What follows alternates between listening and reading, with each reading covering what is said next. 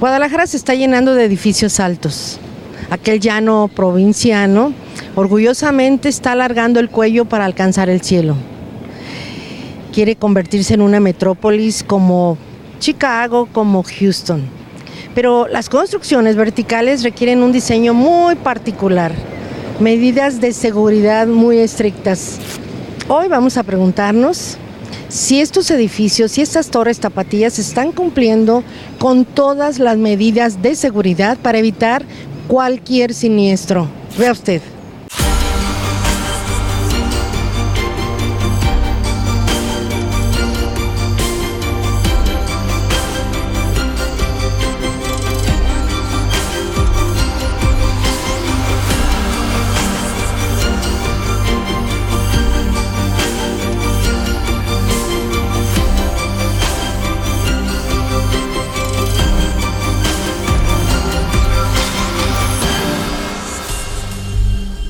En muchas de las ocasiones, este tipo de edificios que vemos, pues los vemos que se van hacia el diseño arquitectónico, no al diseño de seguridad.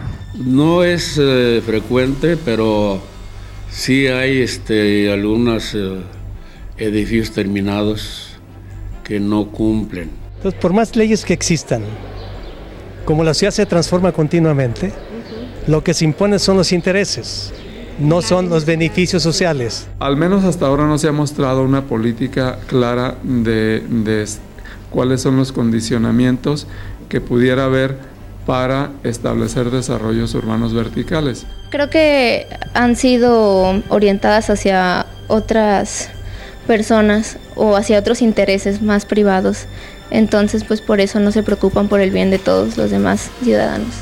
Con la llegada del siglo XXI, las ciudades mexicanas expandieron su mancha urbana, gracias a la política nacional de construir vivienda a bajo costo en las periferias. Sin embargo, especialistas y organismos señalan que una abrumadora mayoría se edificó en lugares sin la infraestructura adecuada para proporcionar todos los servicios, alejando además a las personas de sus áreas de trabajo y provocando severas crisis de movilidad y seguridad pública. Hoy, son más de 350,000 casas abandonadas en Jalisco, las ruinas que atestiguan el fracaso de ese modelo de vivienda social.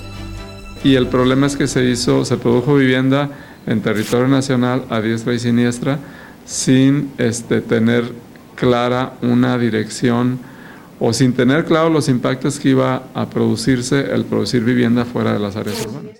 En un país como este, en donde la democracia es un juego de poderes, no un juego de sociedad, ¿no? Es un juego de poderes, en donde por encima de cualquier bienestar general está el bienestar particular.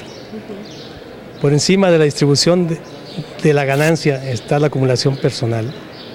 Entonces, pensar que las leyes se van a respetar cuando lo que permanece en todo el conjunto de las actividades de ese tipo es la impunidad. Bueno, hay que considerar que este tipo de torres, según lo hemos visto, pues inicialmente buscaron una autorización municipal, la cual no cumplieron, y posteriormente a través de un truco jurídico pues les dan la aprobación de la construcción.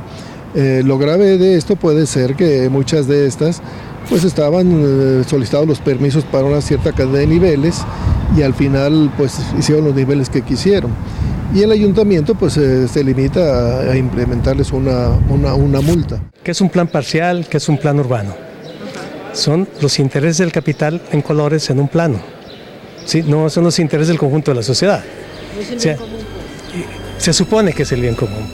Si la ciudad no puede extenderse más, entonces debe crecer hacia arriba. Es la respuesta que encontraron las autoridades para abordar los dilemas del desarrollo urbano y que fue respaldada por la ONU al recomendar la densificación de las ciudades con vivienda vertical. Sin embargo, las políticas actuales parecen caer en los mismos errores del pasado, cuando se favoreció la producción irresponsable de fraccionamientos. Nuevamente se autorizan cientos de edificios sin que exista un reordenamiento urbano adecuado, beneficiando solamente al negocio inmobiliario por encima del bien social.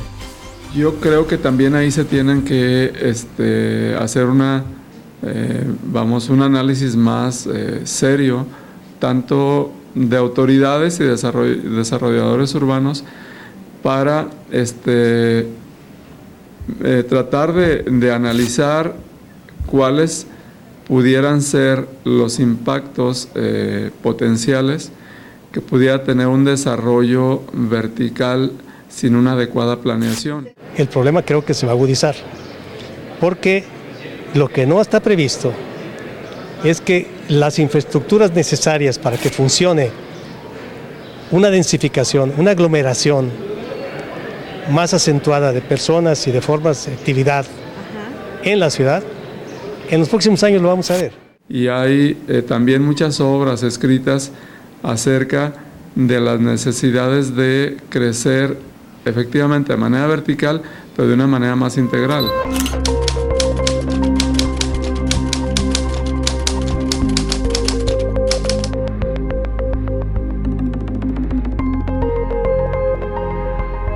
Es decir, el concentrar población en algunos lugares específicos de la metrópoli, también eso requiere de atender otras cosas. Si el TAE fuera realmente un organismo que actuara como fue su creación, para observar el respeto de la ley, los intereses particulares, pero lógicamente en función de lo que marca la Constitución Política de los Estados Unidos Mexicanos, ¿no? El beneficio del conjunto de la sociedad.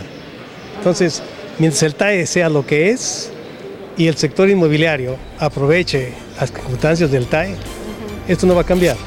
En 2016 se presentó el Plan de Ordenamiento Territorial Metropolitano, POTME, como una medida de trabajo para la ciudad que se quiere para el año 2042 y que pondría fin al crecimiento desordenado y a la corrupción de los desarrolladores inmobiliarios. Uno de los objetivos es redensificar la urbe con acceso a transporte masivo y vivienda a precios asequibles. La intención es pasar de 100 habitantes por hectárea a 170, es decir, casi el doble de población en menos espacio, situación que genera diversos riesgos que deben contemplarse con mucho cuidado para que no se conviertan en peligros.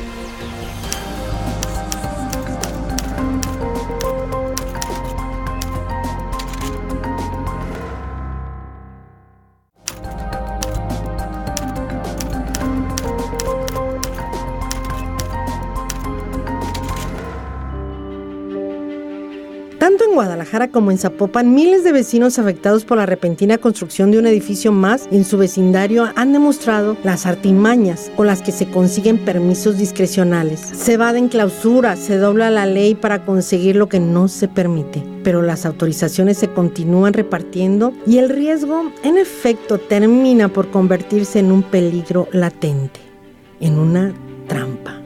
No todos cumplen. Por eso le comento que los municipios son los primeros en usar, digamos, una mano rígida, endurecer sus reglamentos para que cumplan. Pero ahí está el mal que algunos autorizan. Ya cuando llegamos nosotros, están trabajando, no tienen a veces ni licencia municipal. La normativa está desfasada. Estamos haciendo edificios en altura con ventanas de cristal en una zona sísmica. ¿Alguien ha previsto en una zona sísmica cuando caen los cristales al suelo qué sucede? Nadie. No hay realmente algunas medidas que puedan decirnos cuánta agua entra, cuánta agua sale, cuánta agua tenemos realmente debajo en los mantos acuíferos. Entonces lo que pasa es que hay un conjunto habitacional ya establecido que es abastecido por cierto manto acuífero, pero al momento de crear un edificio no se sabe cuánta agua se va a extraer hacia allá. Entonces puede que se cree el edificio, pero digan, oh, ya no hay agua, entonces el edificio queda incompleto. Yo creo que sí es muy importante hacer lo que se llama un simulacro real, o sea, tomar tiempos. Primero el tiempo en llegar el equipo aquí a este lugar, o sea, de las estaciones de bomberos, y luego los apoyos de otras dependencias de bomberos, que pueden ser municipales de Zapopan, de Tonalá, etcétera, cuánto tardan en llegar al punto. Y luego ya que tengas eso, cómo vas a atacar el incendio, cómo lo vas a manejar. Porque puede decirse, bueno, el que vive en el piso 25 La pregunta que debe ser es ¿cómo voy a salir a hablar de un siniestro? Hoy en la zona metropolitana todo va para arriba. La vivienda asciende hacia el cielo y los precios se disparan a las nubes. La Asociación Mexicana de Profesionales Inmobiliarios estima que tan solo en el centro histórico de Guadalajara se han registrado incrementos en los precios que superan el 180%. Con todo ese dinero, ¿qué tanto invierten los constructores en prevención y en seguridad? Dicho con respeto, hay funcionarios públicos que tampoco les interesa la protección civil. Es decir, no interesarles la seguridad de su gente, creo que están en un error.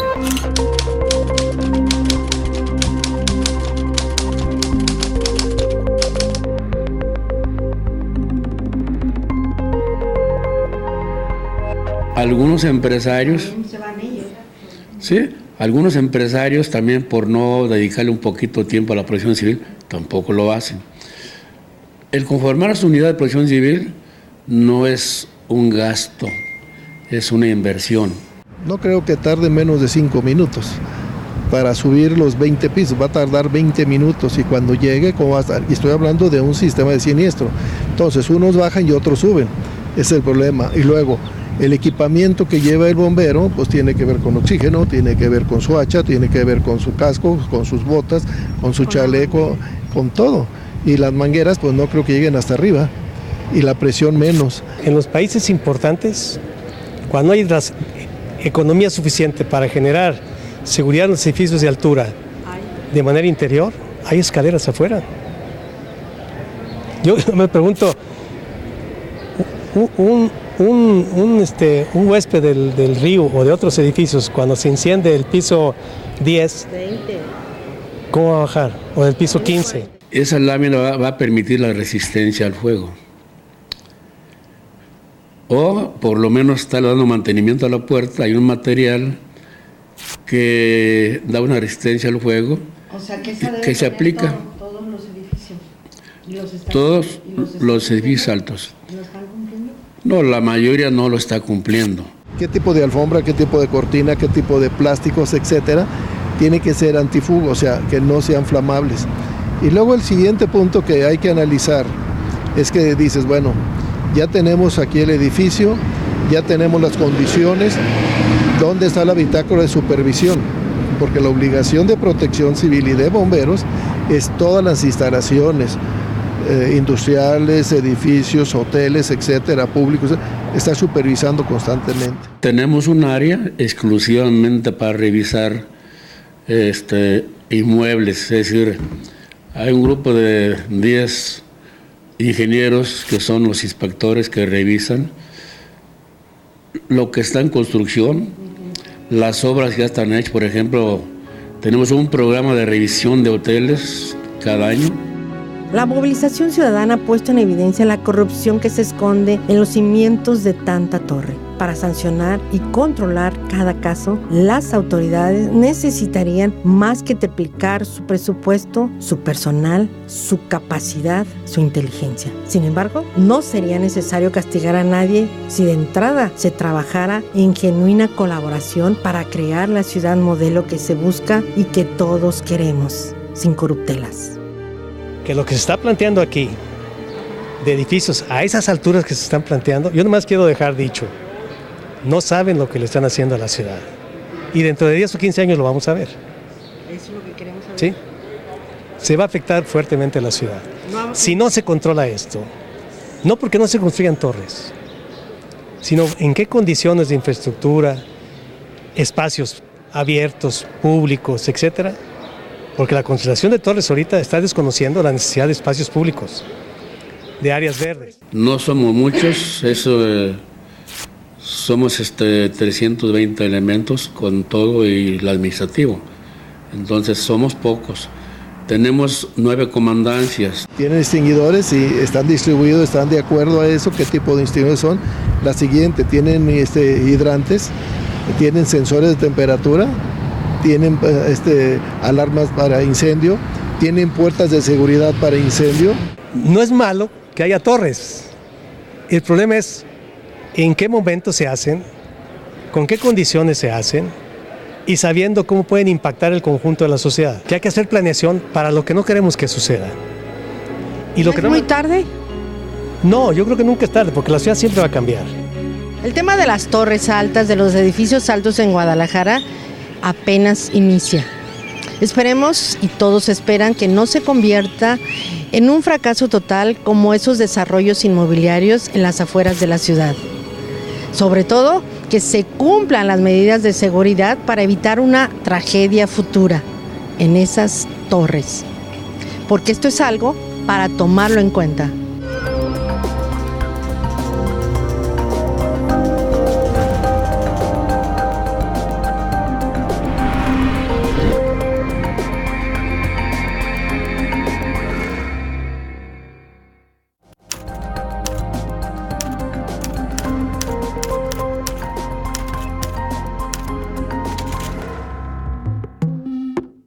A finales de 2017, los gobiernos de Zapopan y Guadalajara sometieron a la opinión pública los planes parciales que permitirían, entre otras cosas, más edificios. Meses después, la sociedad civil organizada reclamó que sus posturas no se hayan incluido en los cambios de uso de suelo, finalmente aprobados. En 2018, se tienen autorizadas casi 200 torres más. ¿Cómo van a garantizar la seguridad en todas ellas?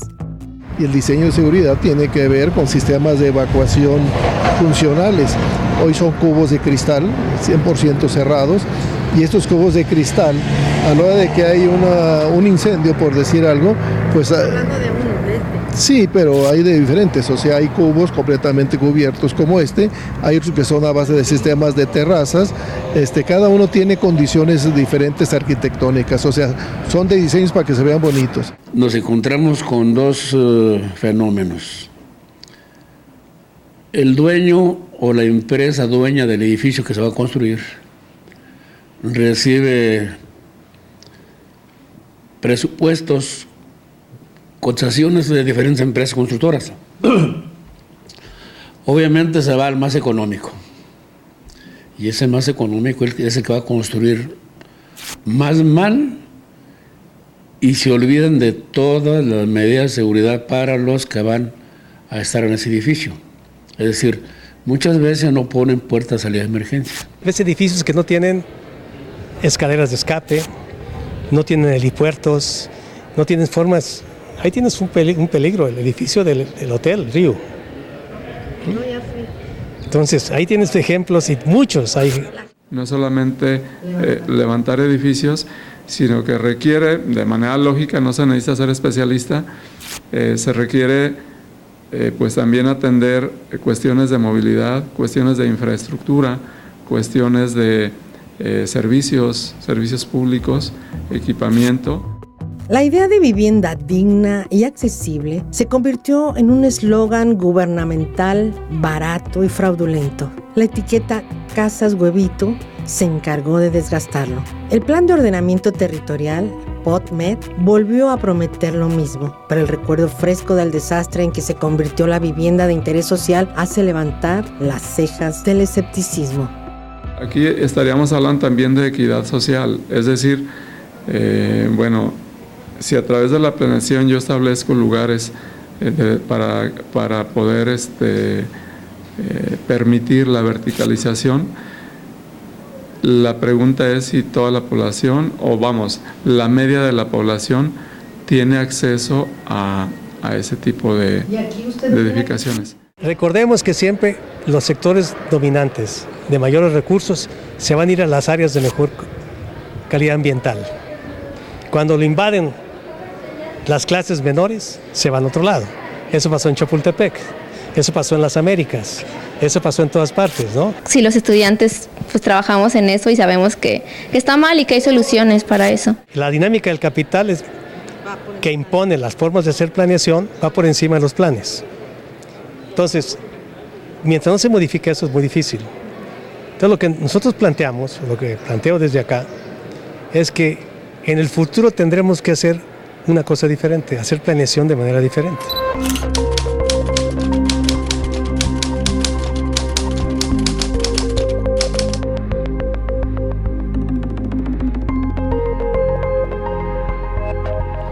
Y lo que planteamos nosotros, y yo lo comunico, es que es tiempo de empezar a hacer planeación para lo que no queremos que suceda. Entonces ahí sí falta equidad y falta atender justamente a los sectores de población menos desfavorecidos, también con una opción de vivienda vertical, pero, ojo, una vivienda vertical, pero también de calidad. Es decir, si a las personas de bajos recursos se les ofrece una vivienda vertical, pues de baja calidad. La normatividad para la construcción debe ser completamente clara, orientada de manera particular a salvaguardar la vida de todos. Los criterios de inspección por parte de la autoridad deben ser implacables y contar con todo el conocimiento y apoyo de los expertos y especialistas, los de aquí, quienes entiendan las peculiaridades de la ciudad. La mayoría de estos edificios tienen lo que se llaman escaleras, pero estas escaleras están internas y al ser internas, vamos a suponer que sea un incendio, pues a la hora de un incendio pues vamos a tener el problema de que se genera un proceso físico que se llama convección, el aire caliente tiende a subir. Entonces si yo hago una maqueta y le prendo al nivel que sea, voy a ver que todo el viento va a subir. Y de acuerdo al tipo de escaleras que existen, trabajan como sistemas de chimenea. O sea, hagan de cuenta que es una chimenea y esta chimenea va generando lo que se llama un sistema de convección. Entonces toda la temperatura se va a la parte superior y esta temperatura en la parte superior pues va a agarrar temperaturas muy elevadas en las cuales a la hora que tenga cualquier cantidad mínima de oxígeno va a producir un incendio en ese nivel. El poner escaleras por fuera como se veía antes en Estados Unidos, aparte de que estéticamente se veía muy mal, había un riesgo porque había quien se subía en las noches a robar. Bueno, los bomberos van a subir por las escaleras, puede ser externas, no creo que tengan ellos las grúas que hay a nivel internacional, que llegan hasta los 22, 25 metros, aquí es imposible que la tengan, es más, no creo que ni las conozcan, pero en Alemania y en Estados Unidos, en Inglaterra, ya existen estos camiones, existen estos, en donde también tienen la presión hidráulica, tienen las canastillas, cómo subir. En una torre de estas, ¿cuánto tiempo se tardaría un bombero con todo el equipamiento en subir 20 pisos? Entonces, ¿qué es lo que pasa ahora? La escalera de escape debe estar por dentro. Cada piso o cada oficina debe tener una puerta y una puerta con resistencia al fuego para que cuando haya un incendio en un piso 20, por ejemplo, no pase a los demás pisos y que la gente pueda evacuar su edificio sin mayor riesgo. Lo hemos visto, mira, hay el caso de las Torres Gemelas en Nueva York. ¿Qué pasó con las casas que estaban arriba? O sea, automáticamente se ve que ibas a morir.